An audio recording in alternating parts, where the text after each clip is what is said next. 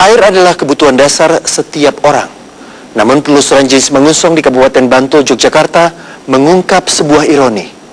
Setiap harinya, 2 mobil tangki menjadi satu-satunya sumber air bersih warga, bahkan ketika musim penghujan datang. Sementara, tidak jauh dari Bantul, sebuah sistem yang disebut permakultur berhasil melepaskan ketergantungan warga dari bantuan air. Apa keistimewaan sistem ini dan dapatkah sistem tersebut diaplikasikan di daerah lain? Berikut liputan Jenis Mangusong selengkapnya.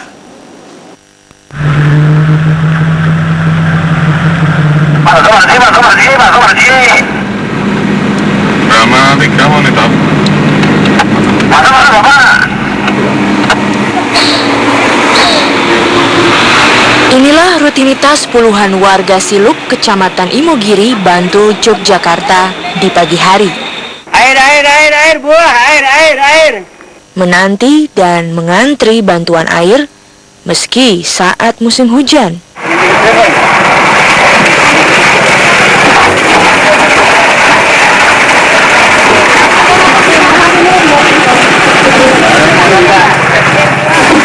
Bagi mereka, air bersih adalah barang langka.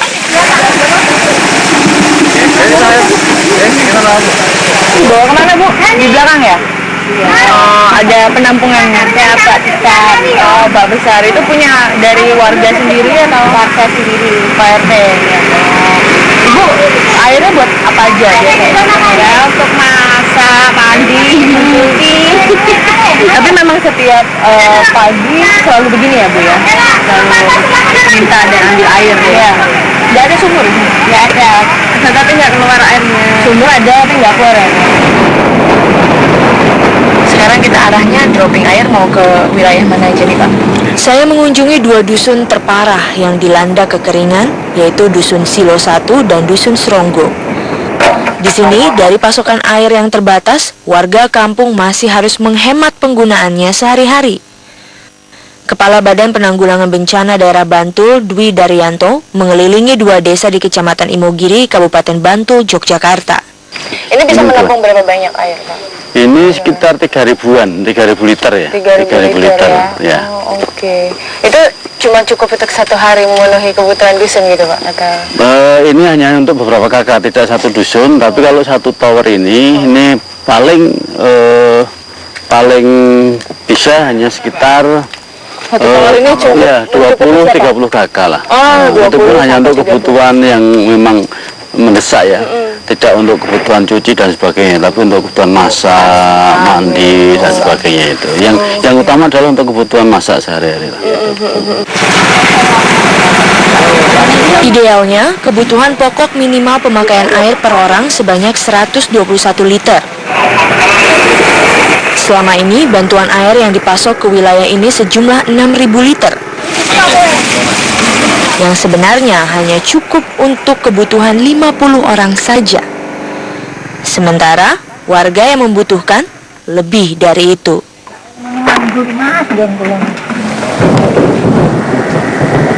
Kecamatan Imogiri memang berada pada perbukitan Batu Kapur di Kabupaten Bantul. Meski musim hujan datang, tanah mereka tak mampu menyerap air. Sumur pun kering. Seperti yang digambarkan Nur, Ketua RT di Dusun Sronggo, Imogiri. Oh, ini sumurnya kering, Pak? Yang Ya, ini kering ini. Oh. Ini kan kering. Ya. Ini kering. Iya, dalam, tapi itu airnya Berapa meter ini, Pak? Ini sudah ada 10 meter ini. 10 meter? Iya. Itu 14. 14 meter ini. Oh. Tapi itu nggak ada tuh air itu, Pak? Itu udah kering. Itu airnya itu kotor itu ada kalau diambil itu sekitar 2 ember, 1 ember itu. Habis itu udah nggak ada. Dan itu pun kotor ya, Bu ya? Istilahnya apa? Istilahnya itu tidak dilewati air itu loh. Kalau dalam tidak ada lewati air kan tidak bisa. Sebetulnya ini baru awal musim penghujannya, baru awal musim hujan, sehingga belum sepenuhnya dampak dari hujan itu dapat memenuhi kebutuhan air bersih di warga masyarakat. Karena memang kondisi wilayahnya cukup tinggi, dan kekeringan kemarin cukup ekstrim, Mbak, cukup panjang, sehingga ini yang kalaupun ada airnya sumur saat ini sudah musim hujan, paling di 2-3 ember diambil sudah habis gitu. Jadi warga punya sumur tapi diambil 2-3 ember sudah habis, sudah kering lagi gitu. Kalau hujannya sudah rutin itu mungkin tapi ini kan hujannya masih sekarang hujan 2 hari 3 hujan. Memang tanahnya kelewatan air, makanya. Struktur tanah di Imogiri memang tergolong unik. Bahkan sumur milik Nur bisa mengeluarkan air dan bahkan bisa menjadi sumber bantuan bagi yang lain. Berarti Bapak orang yang tidak mengambil air dari BPBD, Pak ya? Enggak ikut ngantri gitu ya, Pak? Ini alhamdulillah kalau warga kekurangan ya airnya diminta di sini bisa. Kalau justru warga kekurangan minta airnya sama Bapak. Sini bisa, nggak apa-apa. Bisa dinyalain nggak, Pak? Minta tolong. Oh, itu nyalain. Ini nyalain ini. Tuh. Jadi ini bisa keluar di mana aja, Pak? Contohnya? Oh, ini bisa, itu ya bisa. Nah, itu jangan bisa. Alhamdulillah banget berarti Bapak ya ini. Iya. Dan kadang air ini malah membantu warga sekitar ya, Pak ya? Iya. Namun tak semua warga di Imogiri seberuntung Nur. Ratusan warga lainnya masih mengandalkan air dari BPBD setiap harinya. Kalau untuk musim kering ini yang terdampak betul itu 43 dusun. 43 dusun. 43 dusun. Itu terdiri dari 7 kecamatan. 7 kecamatan. Nah, ini yang 7 kecamatan apa 7 saja kecamatan itu ada kecamatan Piungan ya. Kecamatan Piungan, ada kecamatan Lingu, ada kecamatan Imogiri, ada kecamatan Pundong, ada kecamatan Panda, ada kecamatan Kasian, dan kecamatan Pleret. Ini yang betul-betul warga masyarakatnya pada saat musim kemarau ini memang membutuhkan bantuan kita untuk dropping air bersih. Oke, baik. Dan memang di sini struktur tanahnya sendiri memang kering begitu, Pak, atau bagaimana? Bisa dijelaskan nggak? Kenapa sumurnya sampai mau digali gimana pun jadi, tetap kering? Kalau terkait dengan wilayah yang kekeringan, memang salah satu faktornya selain topografi yang perbukitan, juga tipikal tanahnya. Tipikal tanahnya ada sebagian tanah yang berbatu, kapur, sehingga pada saat musim kemarau memang betul-betul tidak mengeluarkan air. Sumur itu walaupun digali, banyak warga yang sudah menggali sumur sampai 25 meter itu belum keluar air, Mbak. Nah, ini airnya diambil orang itu sendiri-sendiri. Ini pakai selangnya banyak. Iya, ini satu rumah yang besar satu kampung. Saya pun mencoba mencari sumber air lainnya yang diandalkan warga di Kecamatan Imogiri selain bantuan dari BPBD. Warga di desa Selo Pamioro, Kecamatan Imogiri ini misalnya, mengandalkan air yang terdapat dari Goa Cerme.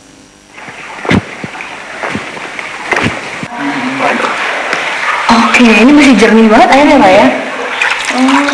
Kemarin kan sempat kemarau panjang, Pak. Iya, itu ini ada airnya. Masih untuk 3 dusun cukup kalau kemarau panjang. Ya, karena diambil sendiri.